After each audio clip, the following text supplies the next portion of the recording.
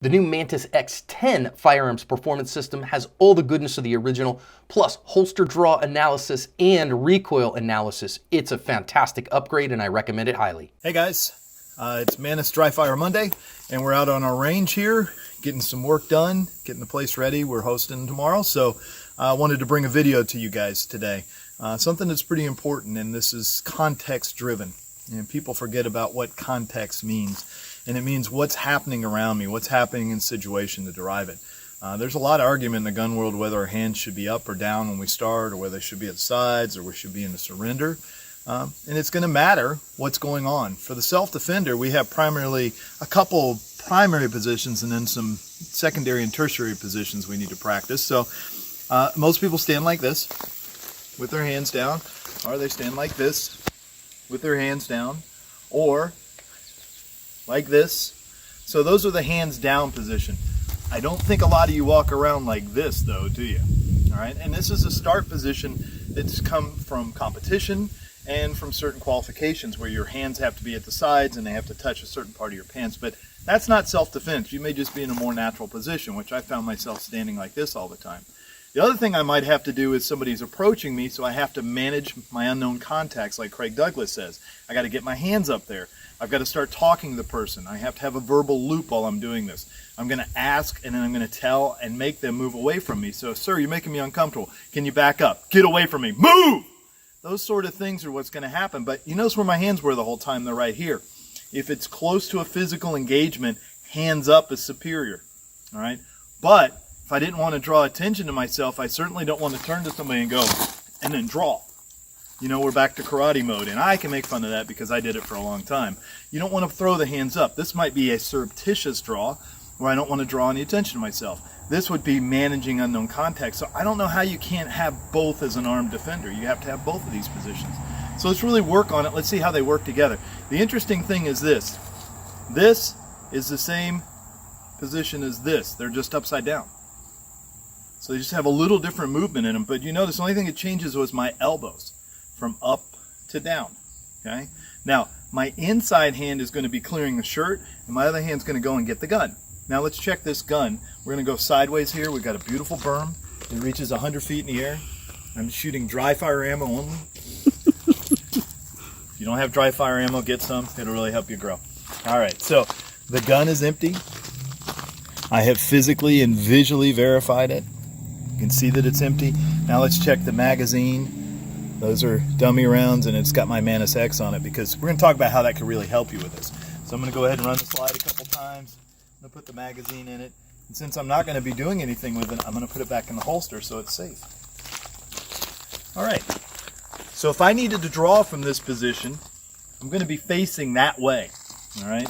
What I want to do is I want to communicate my postures of deselection. I don't want to stand around like this when I draw.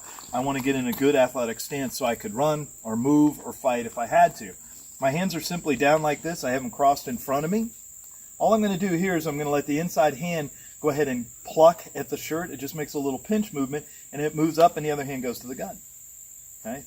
Very easy to do from here. Just 1, 2. This is the slowest part of the draw. You're going to find on your Mantis X, this is where you probably can gain the most speed. And that's one of the brilliant things that it does, because it measures this, measures how long you have to pull, how long you push it out, and how long you aim. So look for that big chunk, and that's what you're going to take some time off. So I'm in this position. I go here, and drive the gun out. Notice how I went back to the holster really slowly and reluctantly. I hook my thumb over the hammer because I have that option with this gun. So again, this is what it looks like. Just gently try to be efficient with it. Okay?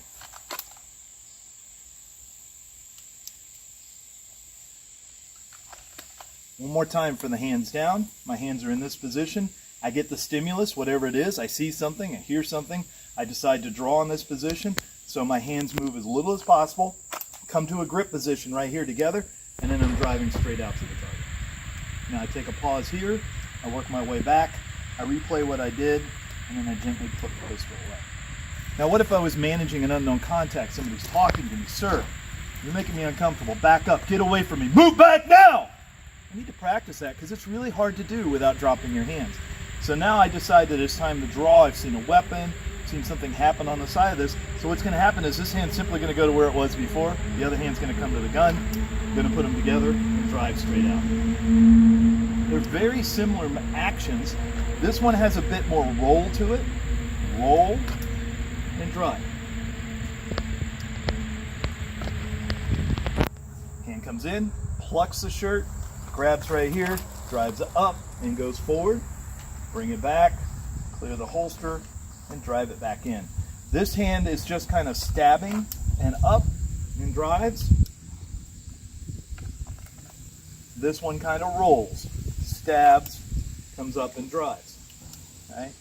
As an armed defender, I would really encourage you to practice both of those positions. Once you start getting better at it, hook up your Mantis, put the draw analysis on it, and it'll tell you what the difference is. All right. So if I have a little quicker draw, I'll know right away. For me, it's a 10th right now, and I'm really working to even them out. This is a little quicker for me by about a 1/10 of a second than this is in that motion. But I have some pretty good people that do the hands up draw that are faster than that, so I know it's possible. So I'm going to work on balancing them out. Some of you have asked, this is a really good way to set up your Mantis for the holster draw analysis. All right, it just goes onto a little stick on rail. You just, give up one magazine for this, and then you can put it on there, and it sets it up real nice. And this is where the Mantis is brilliant, because it's going to measure where you spent the time on each motion and sense it, and then you'll be able to make a good comparison of it. Remember, when you do this, try to move as efficiently as possible, because that's where speed comes from. Look for all the extra motions. If I go to move and my shoulders come up, that's going to make me slower. I want as little to happen as possible, and whenever I'm working a draw, it's simply at the hands. That's when I'm really trying to move at the elbows. Same thing with this one.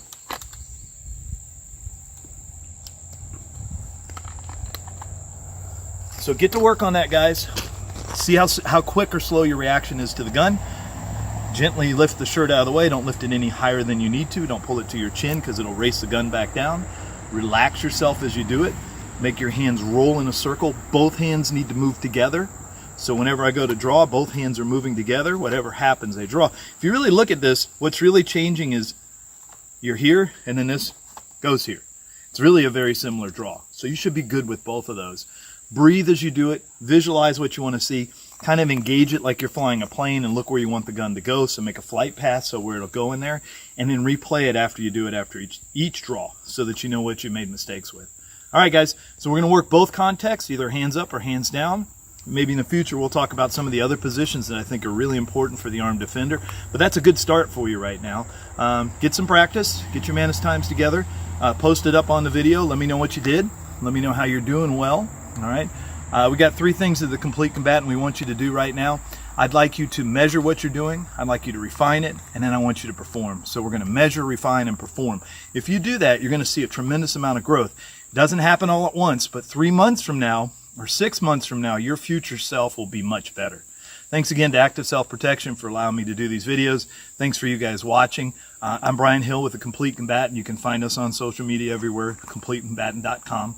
And please support our sponsors. Support Mantis. Right now it's hard to get ammo. What a great expenditure for you is to go get a Mantis kit, and then you can measure every shot even if you can't shoot as much as you used to. I'm using it so much right now because I still want to measure what I'm doing. I want some feedback for it, and if I can't shoot live fire, my dry fire is going to build skills. I can measure it with the Mantis, and then I can confirm it in live fire. All right, guys, thanks for watching. I'll see you next time. Have a great week and practice hard.